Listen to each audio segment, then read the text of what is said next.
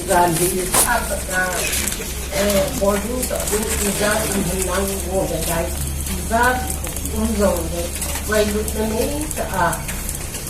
house of and land to build the CSO or build the organization lang kai ho jo se build the unta apalo ho pastor ho jo se lang Atukele katapa aloy ho officer ho any officer ho officer ngatu ama dia na mai na hunde ho kangahi anu khanina a ipa e be ka ga pondo no ju no mo ka sa in di asu ko hulubin da ai in el ka sei tempo a ju kapo na be in Kadu po din kalong kim out ni ahibangin at kung 2023 kung bulabat na kema kung kilang kato hallelujah pagkain kaya din sa abol po na iba kahit kapat na din abol kahit na tuloy po kagamjong boy po Imu kasi ohi aman ehi nasaka imu kalung so au umi kita hoi itu kakipa din ka tele kami dia dulu din ko ko ko din le katang se ati dia imun kahinda ai bang itu na sa tin isu hali kita dia tentu ni kan jadi ko ni tapi pa de se kangai na tibay do se gani apat na kuy na sa gong tibay no kahin ho do disi may na ngai timon lang ani na asun katapa chung nga kabon ki ama di class 10 lagi sekolah ini lekso hi anathi ma hi Metsa akim di tun au ozo ho sanga ikan ni ham khat bol ti ani ai le sa hin au ozo pu hin let black bo na apo na hi le apo so ai kon aman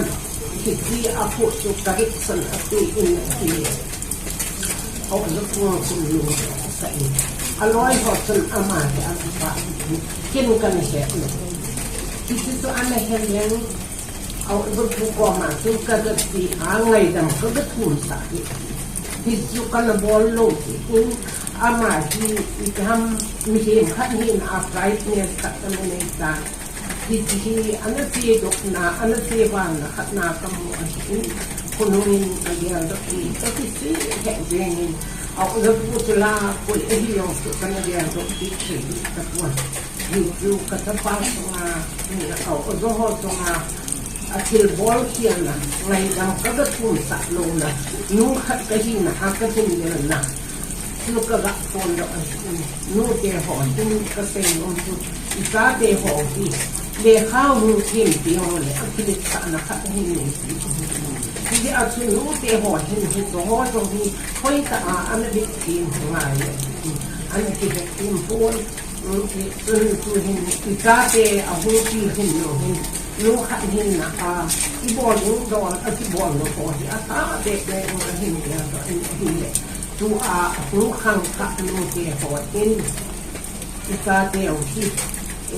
lu ve suina ba hin aloi bon la tim na hu nei ti mo do ne e tu anu wa ju la ti abol ti lu man ti ka de ka ju ti aka ni ko ge do tu ko ga ti kata bahin apaan kasi kami kumang ay titin kumang su itin ating walsa kang at kuman di ating walsa nikho nikho ama ating agihan ito ay yusan alatin biyang kuma yusan lakwang ng officer silang tutulong ako hanggang dokding ko nugahin laptop, TV, tablet, computer, del di Apple Center na ato dun. Ito ho to ahin ating setting ahin dipok doon. tuwang ina nana katok de kai ina nana katok ni tu tiang le ilong hong zong farm involving kai có một sen sen avoiding thing itu diu kuki khati ati au tu kwa yu loi pa ro ni thing tu din tam ta hin ko ni yong tu khatu ko ai ni do ro se plan ko mu bo la yu tu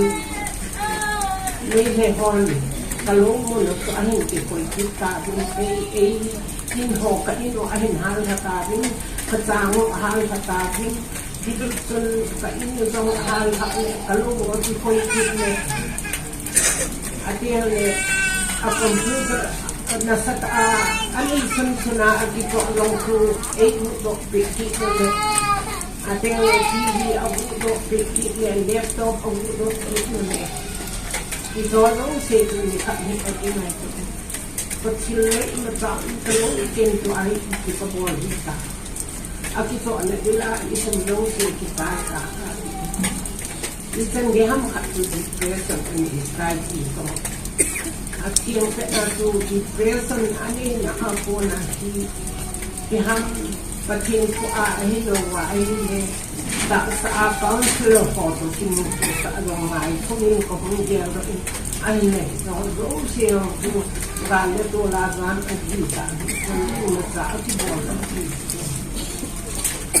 anong gel nasa plan ani photo seto kung fel ako fel ka di ato tapang heart ito ko no no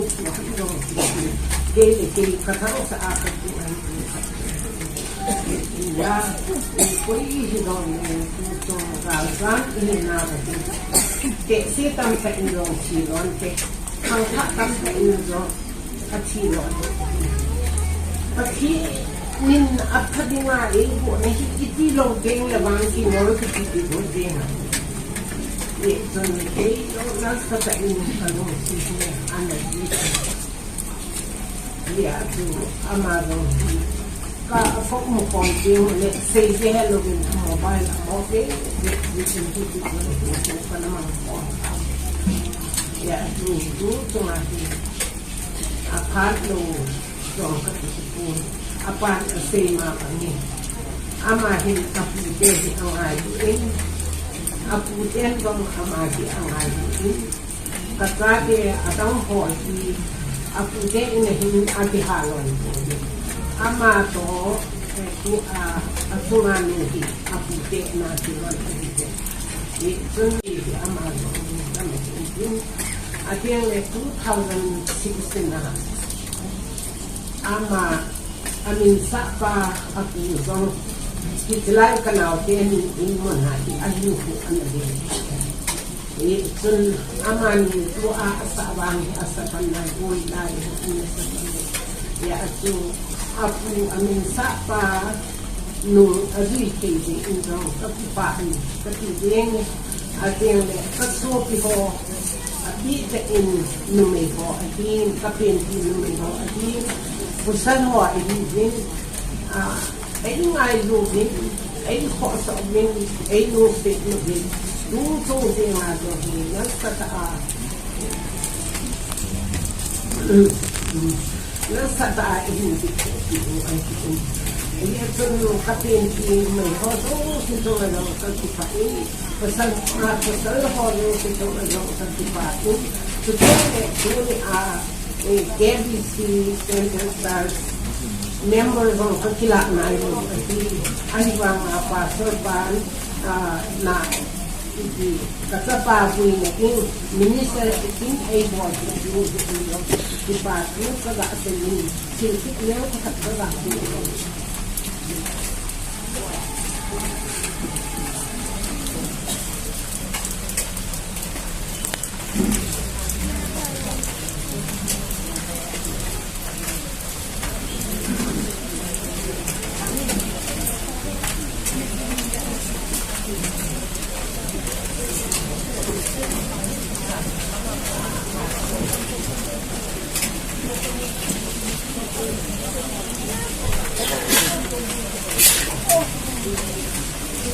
kaitan